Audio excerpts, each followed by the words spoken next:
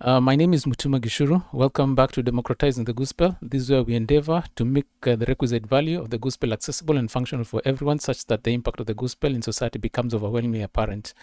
Should you find the info in these videos being of value to you, please support by liking and sharing the videos. Also consider subscribing to the channel. It's free. You're welcome to give to this endeavor. Details are in the video description below. Okay, this will be another section that I'm coming up with, which I'll be calling Musings, just looking at different affairs in the social circles. And I'm being forced to do this immediately because of the new developments we're seeing with the Gen Z in Kenya, basically the millennials and especially the Gen Z in Kenya.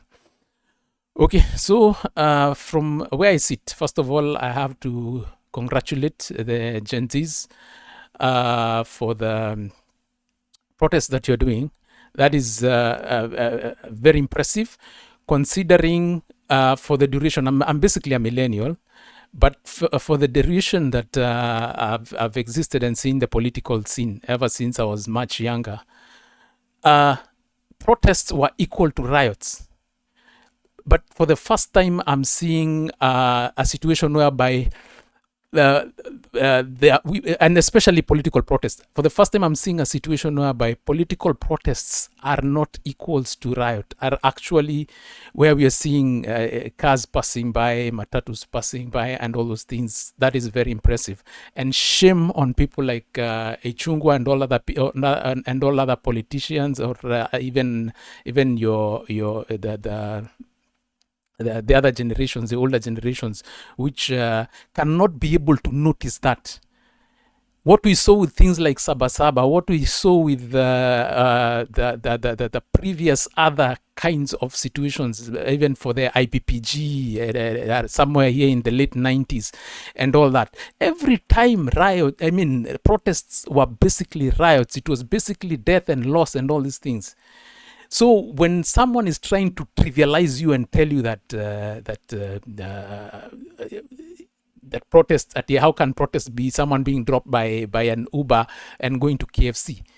So he's better amused by protests that degenerate to destruction of property that we've been seeing before.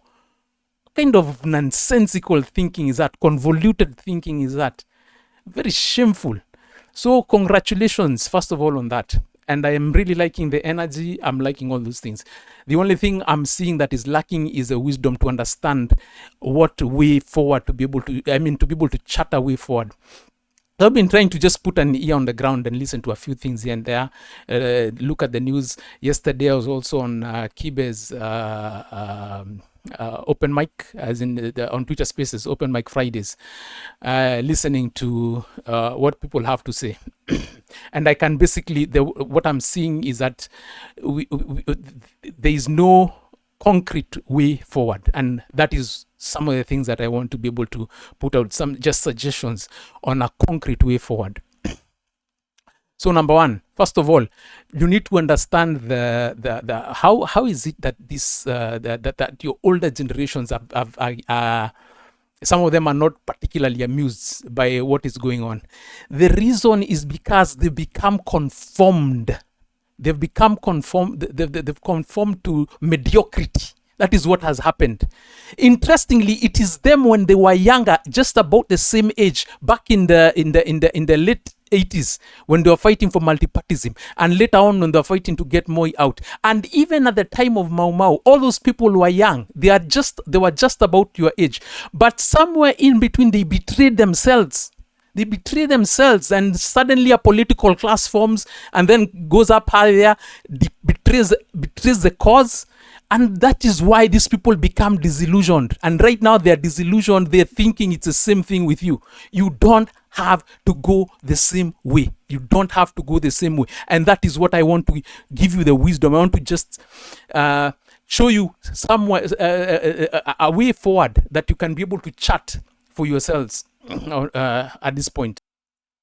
So, first and foremost, much as you're getting agitated about the finance bill is not the problem. That is just a symptom of a much greater problem.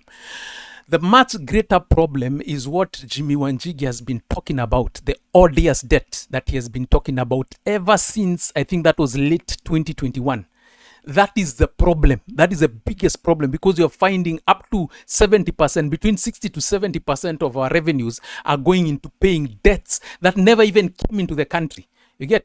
That is the source of this problem, because you can imagine if that money was available, financing this finance bill would never have been a problem.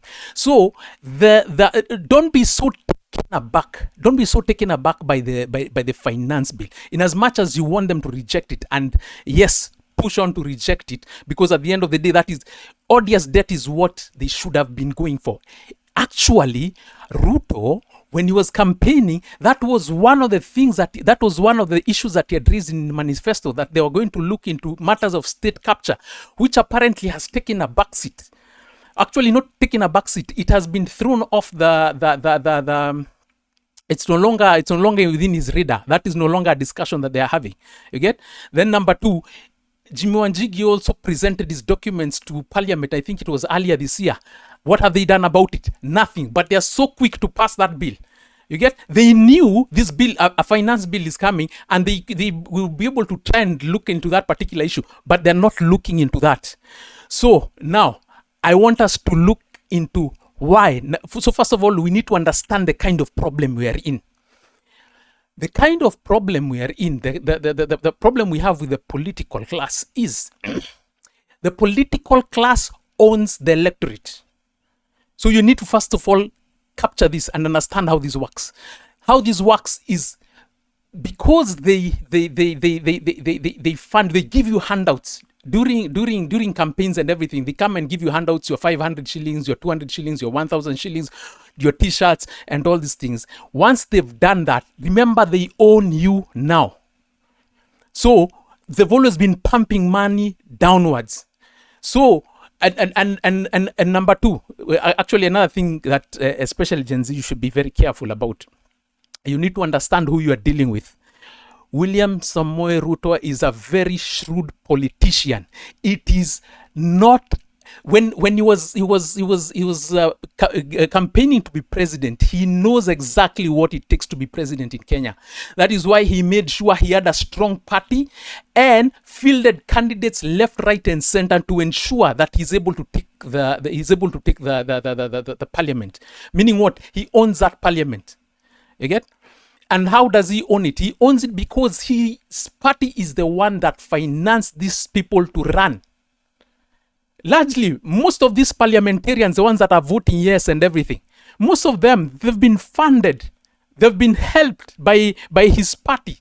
They don't know where most of that money comes from to be able to print the billboards, to print the posters, to set up the campaigns and everything.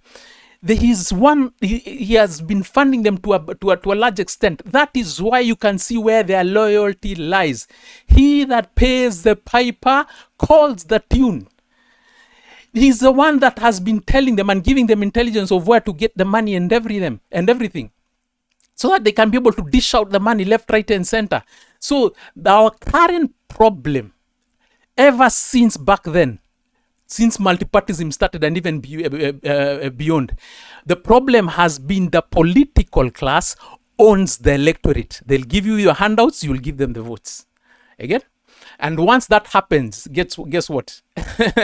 You can't run that thing. The idea is to turn the tables. The electorate needs to start owning the politicians. And how do you do that? First and foremost, even this nonsense of saying you'll just take the money and vote someone else. No, that is not how it works. You do not take money from them. Simple. Do not. Moving forward, stop taking money, free money from politicians. Stop that completely. Number one, if that does not stop, guess what? You're going nowhere. Money is a spiritual thing. For those of you that understand spirituality and everything, and especially Christians, you will notice something in the Bible in Genesis 14. Abraham had his nephew had been taken captive, and he went to rescue him.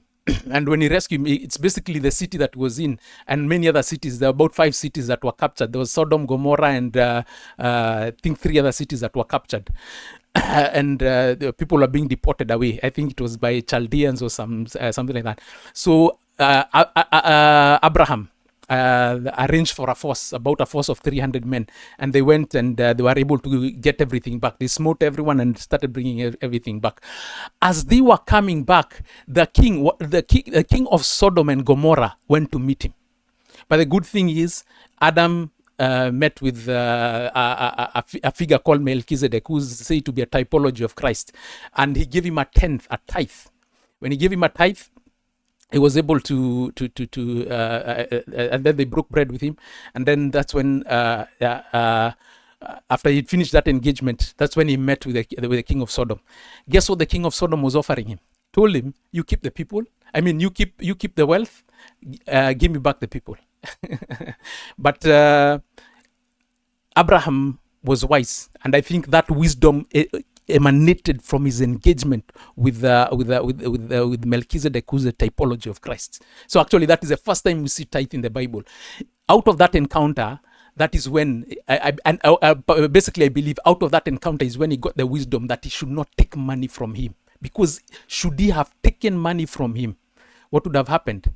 He would have owned him, because Abraham, this is what he said: I will not take anything from you, so that you do not say you made me rich. So he told him, the only thing I'll accept you to do is my men, just pay my men for whatever they were doing. You take the people and take your wealth. I don't want anything from you. So you need to understand, money is spiritual. The Bible clearly says that the lender is the borrower is subject to the lender. So in this particular case, those handouts that politicians have been giving, stop that completely. Stop that completely. So, because that is how now they own you. That is why you can see they're looking at you with arrogance, because they gave you the 1,000, the 200, the 500 for you to vote for them, and they're thinking, no problem, I'll just meet you in 2027 and give you another 1,000, and guess what, you will still vote for me. So big deal. So please stop taking any more money from these people. Absolutely none. Number 2, you need now the tables have to flip. You have to know how to fund politicians. Meaning what? You identify a candidate. You identify whether it's going to be an MP, whether it's going to be and right now let us focus on the MPs, because what I'm trying to drive at here is a situation whereby you have to recall them. You get? So you identify the MP, you identify a person. This is the person that you want to elevate to that position. You get? Then you understand. You form a secretariat for him. You understand this is the amount of money that is required to register with IEBC and everything. Blah blah blah. Sensitization in terms of campaigning for him, doing groundwork and all those things, billboards, everything. You people should be able to be figuring out that budget and helping. And guess what? The minute you start doing that, costs of running for office drops by a huge figure, because the biggest chunk of cost of running for office largely is handouts. That is the biggest cost. You remove the cost of handouts, running for office becomes far, far much cheaper. You get? So even if someone is not able to put in the money, put in effort in kind. Let's say, for example, I can be able to go on ground and run around and do all these kinds of things, or I can be an agent or all those things. That is the direction you need to start thinking. Again? So even when you're doing the recalls, that is the process. And then number 2, let's avoid parties, especially with parliament. The way our constitution envisages, it envisages a parliament that is completely detached from executive.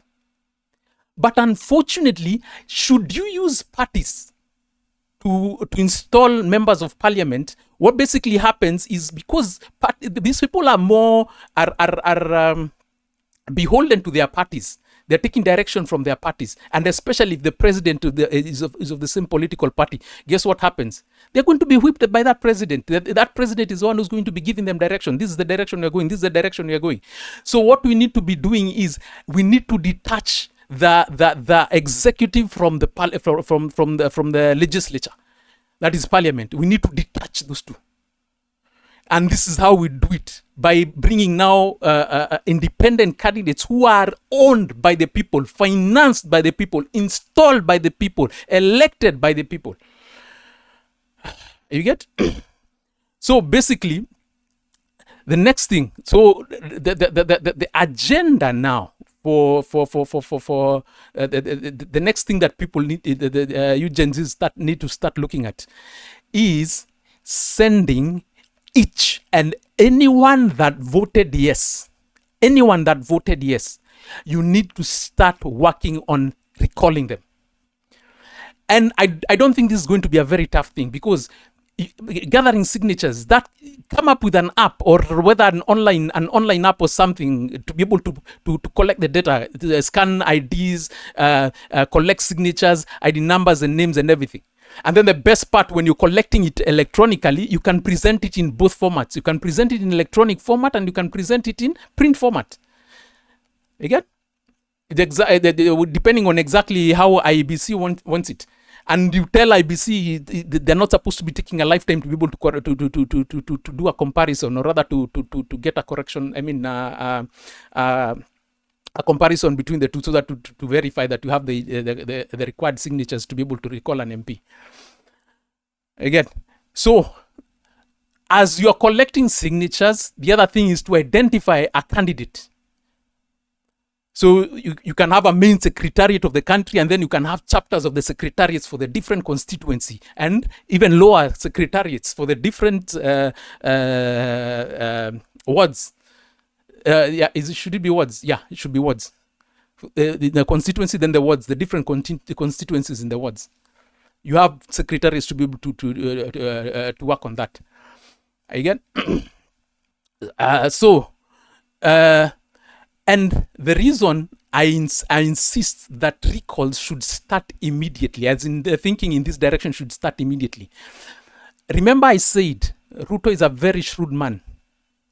You do not give this man an opportunity talking about 2027. That man is too shrewd. He's too shrewd. Do not do that. That man is too shrewd for us.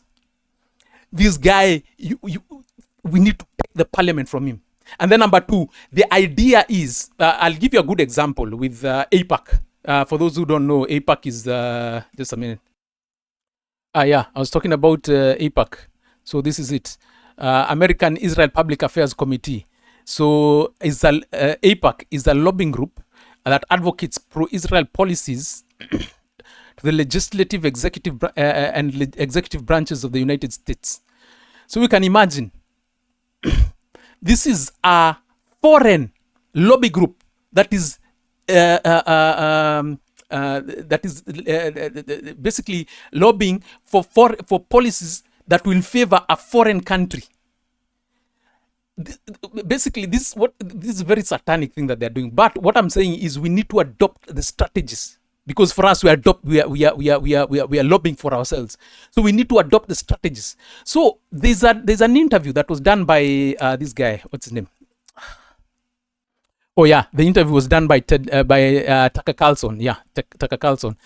So this is a snippet of the interview from TRT World. So if you can just go to Tucker Carlson's channel on YouTube, and you can find this interview that he did with the Representative Thomas Massey.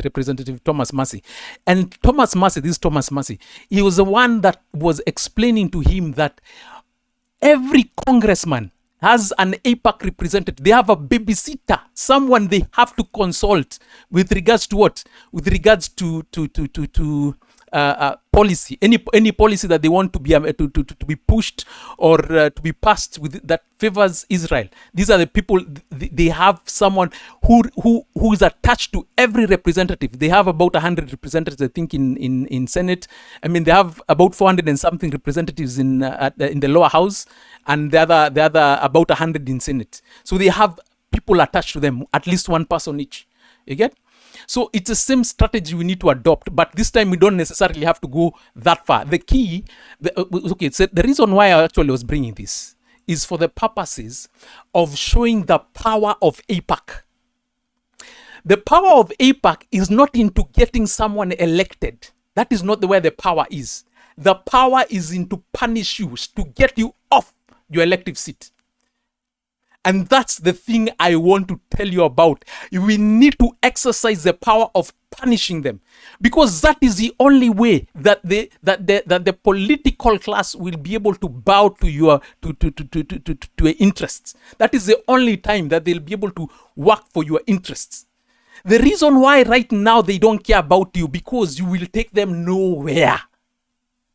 They know the money that how they got to those seats is because of the shrewdness of William Samoei Ruto. He's the one who had the shrewdness. He's the one who knew all the money, where the money came from. He's the one who helped with a lot of strategies. Most of these people are proteges. The Chungwas and the Ndindinyoros and the Sudis and everything. They are all children. They've all been made. Most of them have been made by William Samoei Ruto. All those youngings in parliament, all of them, the cages and all that. Again, that is the reason why they are behaving the way they are behaving. Because they know William Samoei Ruto will take care of the interests. You, on the other hand, will not. You get? So, as I'm saying, the key is into punishing. They need to realize. Yeah? So, and if the key is into punishing them, then you have to have been the one who put him there. If you are the one who put him there, then he knows you can take him out and bring someone in. You get? So that is the key. So right now, people stop talking about 2027. Stop talking about 2027. This is a matter of now. You start strategizing now. On what? Not on 2027. On recalling each and every one. I think it was 205 of them. Every one of them, recall them. Because the minute you recall them and you start putting in your people, guess what? The people own the house. Immediately, the people will own their house. And that way, guess what? You can even put a vote of no confidence on the executive. And all of a sudden, now you snatch parliament off the hands, the clutches of the executive, because that is the problem right now. The executive has a legislature, and if they have the legislature, guess what? They can pass almost anything, especially anything that needs a simple majority. Quick fasts. Actually, I haven't done the calculation. I think they are very close, because they got some even of the opposition MPs to vote with them. Meaning what? It's very easy even for them to hit a super majority. Or rather, a super majority. Or rather, the two-thirds majority, what is called a two-thirds majority. Mind you, a two-thirds majority can be able to change even the constitution. That is how we are on such dangerous waters. So, that is the most important thing to do now. So, basically, we need to find, young guys, people who can be able to set up applications and apps, online, either web apps or applications that can be able to start collecting this data, which are divided into the various different, looking at the criteria that we have, because I think that there was a criteria whereby each you have to hit certain thresholds in as far as each word is concerned. So you have all those details, and then you have a buffer. So you say you're going to have a buffer of about 10%. So you should buy not just the minimum amount, maybe you have a buffer of about 10 or 20%. So you start, the applications need to come up. Online applications that can be able to start collecting this data, and we can start rolling out, collecting all that data so that it's ready. As soon as the 2-year mark hits, this data is being sent. You get? So that is what we need. So as all these protests are going on and everything, As all this, that needs to be going on concurrently, the collection of all that data. And don't just talk about of 2 or 3, all, each and every. The idea is to take that parliament back into the hands of the people. And when you're going for once you're able to recall them and you're going for the by-elections, no parties, no candidates from any party. You identify an individual on an independent ticket, so that it is that constituency that will own him. Each and every constituency will own their person. That is how it moves from now henceforth. Each and every constituency owns their person. So they say, for us, we want this direction. For us, we want this direction. For us, we want this direction. So before, because you listen to your party, now it is the people who will own you directly. So that is the most important. That's a very, very important thing that you need to be able to do. Because the thing is, what I'm noticing is, there is no proper direction that is being given to you guys. So that is the current direction that you can start taking. And as I'm saying, don't give Ruto a chance. This guy will eat you guys alive. This guy will, if you're giving up to 2027, mind you, this guy has intelligence. He has military intelligence. He has the civil intelligence. He has all the forces. This guy he can do some weird things. You get? So the thing is, take back parliament quickly, fast. So that is what we need to start working on. And when you're taking these independent candidates, another thing that you need to start looking at, very, very importantly, is the odious debt. People need to start looking for interviews that Jimmy Wanjigi has done and all these things. You need to understand the odious debt issue that Jimmy Wanjigi has been talking about. It's very important for you to understand that, because that once we take back parliament, that should be agenda number 1. Agenda number 1 is to look into odious debt and to look into how Kenya can get itself out of all those odious debts. Absolutely crucial, because to the best of my understanding, especially being a Christian, I believe Ruto was chosen by God. Personally, I believe so. And this job, first order of business, was to get Kenya out of the debt, out of all those odious debts. But unfortunately, he has turned to be, as soon as he sat on the seat, he's taken a different direction. You get? He's taken that as a very satanic direction. So absolutely important. So I hope I've been able to communicate on that. Then number 2, when it comes to churches, again, don't be shocked that churches are not with you. Don't be shocked that churches are not with you. Let me ask you, today, there is a very serious genocide that is going on in Israel. Interestingly, what is the church saying about it? Nothing. If anyone has ever taken time to look at what is happening in Gaza, it is hell on earth, literal hell on earth. What are churches doing about it? They are quiet there, and that the ones who can talk are saying, they're still saying the way Jews are the God's chosen people, and all that kind of nonsense. And the other ones are just quiet. But no one is detaching themselves. No one is separating themselves from these people. But interestingly, if you look in the Bible, just a minute. So as I was saying, if you look in the Bible, first of all, Jesus said very clearly, no uncertain terms, no one, I'm the way, the truth, and the life. No one comes to the Father but by me. You get? Meaning what? You cannot be a chosen person unless you've accepted Christ. Then number 2, he also made sure that, made it into and in very uncertain terms. That is in John 8:44. Here, John 8:44. That is here. He made it sure in no uncertain terms. If any ever come to you, if any ever come to and tell you that God's chosen people and they have not accepted Christ, there is it basically means they're out to fulfill the lust of the devil. You get? So here in John 8:44, or rather in John 8 from about 37, so you'll find Jews who had come to him. Actually, you can start this from about should be what, from about year 30 or something. Yeah, you can start here from 31 so that you understand actually he was talking to Jews. Then as you proceed on down, he comes, the clincher here is in 44. So anyway, just let me just read it a bit and see. I read from 31. Then said Jesus to those Jews who believed in him, if ye continue in my word, then ye are my disciples indeed, and you shall know the truth, and the truth shall make you free. They answered him, we are Abraham's seed, and there never been bondage to any man. The house says that he shall be made free. Jesus answered them, verily I say unto you, whosoever committed sin is a servant of sin, and the servant abideth not in the house forever, but the Son abideth forever. If the Son therefore shall make you free, he shall be free indeed. I know you're Abraham's seed. Note, he's accepting that they are of the lineage of Abraham. I know you're Abraham's seed, but he's seek to kill me.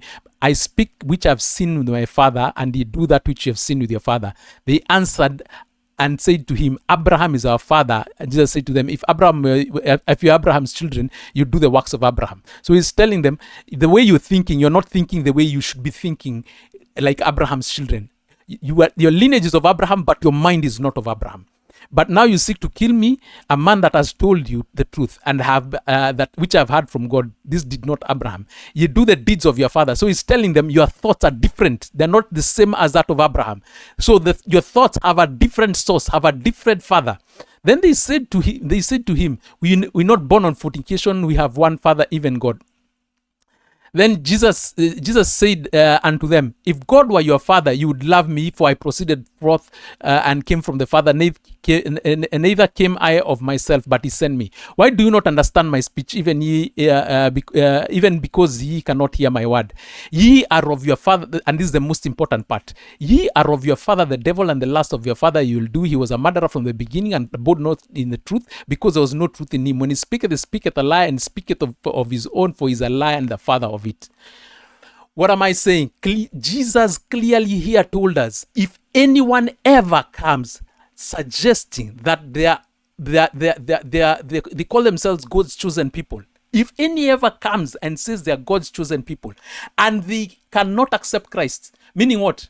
If you're not born again, and you're saying you're God's chosen people, according to this, Jesus is saying they are of their father the devil. Meaning, what am I trying to say? I'm saying those Jews there in Israel, who Christians have been on the same boat with, or since which basically forms Zionism and everything. That is Satanism. In other words, what am I trying to say? The way you people are being frustrated with the church and feeling frustrated with the church, because why? The church today, the Lord of the church today is not Jesus, is not God. The Lord of the church today is the devil. That is why they cannot call the Satanism that is going on in Israel today. There is a genocide ongoing right now, and they're not speaking. How do you expect them to speak about your tiny little bill here? If children can be murdered on an industrial scale, just because they call them God's chosen people, against the words of Jesus, whom they say is the Lord of the church. Who do you think is the Lord of the church? Satan is the Lord of the church. What am I trying to tell you? What I'm trying to tell you is, in actual sense, you will be shocked. The problems in this world, all the problems in this world, guess where they are? They start right from the church, on the pulpits. If any preacher cannot call Israel a satanic nation, cannot call what is happening there, they cannot call that what is happening there genocide, cannot call that Satanism. If they're still calling them God's chosen people, guess what? They are accepting exactly, because what they're doing is they're denying the word of Christ. Meaning what? Jesus is not their Lord anymore. Jesus is a vestige there. There is the big Lord called, there's a Lord there on top, which is the devil. And then Jesus is below him. So Jesus only responds to what is being allowed by the devil. That is why you are seeing the church being as useless as it is today. The church is satanic. All you have, and actually I've talked about this, you can actually look into my video on, there is this right here, these two particular videos. Yeah. Actually, this one, I go into depth in just what I've explained. And here, there was something actually was explained to me, which I'm saying is relevant. What I put to my church is relevant to It's relevant to all churches, basically all churches. For as long as any church has not detached itself with Israel, they're still calling them God's chosen people. They're still letting them be. There is absolutely, because that goes totally against the words of Jesus. So what I'm trying to tell you is, I understand your frustration with the church because it's not backing you on the finance bill. And what I'm trying to tell you, your finance bill is a small matter. They have actually even rejected much big. They're actually ignoring far much bigger matters. What am I trying to tell you? They are satanic. And that's a thing. We need to start exposing them. They are satanic.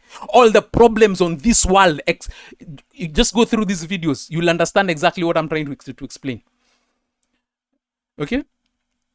So, let no one shame you, Gen Zs. Let no one shame you with your interest, what you want to go.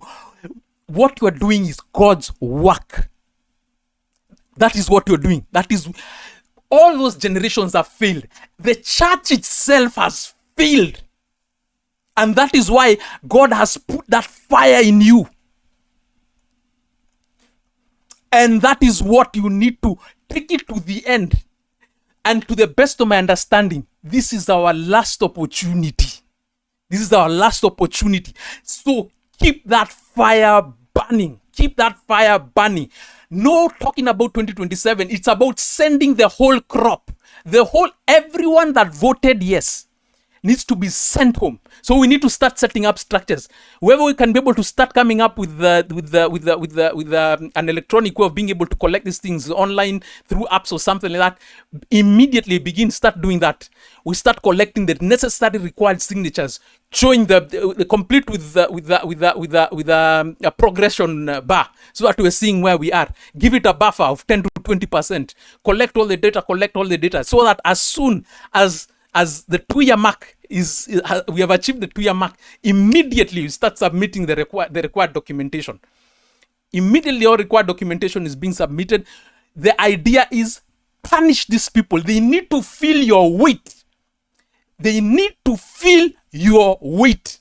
Because apparently it seems they cannot see you in the streets. They need to see when they lose their jobs, when they can no longer drive into parliament, when they can no longer drive those 4x4s that they're showing you left, right, and center. When they can no longer access state house the way they feel like. When they can no longer access all those nice places. That is how they will feel your weight. Send each and every one of them home. Each and every one of them home, and bring back people's representatives. No parties, absolutely no parties. Those people will be responsible. So if, let's say, for example, you elect me, I'm in constituency A. Guess who financed me? Guess who helped me get to that seat? So I am beholden to who? If these are the people who help me, I'm beholden to them. If they say left, it is left. And if I cannot go left, then I resign, and they put in their own person, another person that can be able to go that left. You get? Because that's exactly what the parties are doing. The parties are the ones who put them there. So when you don't dance to the party's tune, the party will get you out and put in someone else who can sing to their tune. So no more parties. And then number 2, understand odious debt very well. Take time and start understanding. That is when you'll understand why this bill is pinching. If it was not for the odious debt, this bill is a no-brainer. They would not need all this. They'll not need all these taxes and everything. This bill would have been a no-brainer. They'd be able to achieve all forms of miraculous things that they so wish. You get? So it's important for you guys to start looking for the video. Jimmy Wanjigi has done a lot of sensitization in Spice FM, etc., etc., etc. So find all those things. And then number 2, and then on Matters Church, it's important you start understanding this. It's important you start understanding this. The church is the biggest failure. The church today, I will say this without fear of contradiction. The church today is satanic. The Lord of the church today is devil. That is the reason why you cannot see the power of God. For you who are born again Christians, the reason why you're not seeing the power of God the way it is in the Bible, as advertised in the Bible, is very simple. The Lord of the church today is a devil. So Jesus is not being allowed to do the miracles the way he's supposed to do, as advertised. Because why? The church fathers have agreed with the devil. They're in what is the one? Oh yeah, they're in covenants. They're in covenants with them. They're in covenants with devils. And I'm talking the whole church, all the way from the Pope. The only way you know a church that is not in covenant with devils is any church that distances itself from Jews and agrees that that is a satanic nation. That is the only way. Because as it stands right now, the church is going against Jesus himself. So as I'm saying, the church is going against Jesus himself. Jesus said, I am the way, the truth, and the life. No one comes to the Father but by me. So how can Jews be chosen and they are not born again? Jews are not born again. They don't even acknowledge Jesus himself. Huh? And Jesus told us, if anyone ever comes and suggests anything like that, which is here, if anyone comes ever suggests that they are of the chosen people of God, he tells you these are devils. And not just devils, how to fulfill the lust of the devil. So those things. Number one, and understand where the problem is coming from. The problem is what? You electorate today are owned by the politicians. So that has to change. No more taking money from politicians. Do not take any money from politicians. Then number two, you need to flip the tables. Meaning what? As you send them home, you need to identify your own people and fund them, facilitate them to get there. And what is the whole agenda? The whole agenda is to take back the house, because what? The executive owns that house. So it will take back the house and becomes a people's house. And as you're taking back the house, agenda number one is odious debt. Agenda number two, vote of no confidence, hopefully. Need to look into a vote, but we'll get there. First of all, let's take back the house. We need to look into a vote of no confidence. The same way, the way they're looking at us with despise, the way they're disregarding your interests, the same way you need to return the same favor. You need to return the same favor. You need to be able to punish. Again, that is absolutely crucial. Unless you are able to do that, you're doing nothing. They have to feel you. They have to say, remember 2024, the day we were sent home by young kids. Yes, they need to remember that. That is the only way you'll put the fear of God in the political, the political class. The political class has always been owning the electorate. It is time for that to change. It is time for the fear of God to enter, to go into those political spaces. It is time for the people to own their house. It is called a parliament, a house of the people. It will be the house of the people. Make it happen, young people. Make it happen and make God proud, because I believe this is a movement to change the world. You will change the world, and you will change the world by starting with Kenya. Keep it up and the fight goes on. Viva!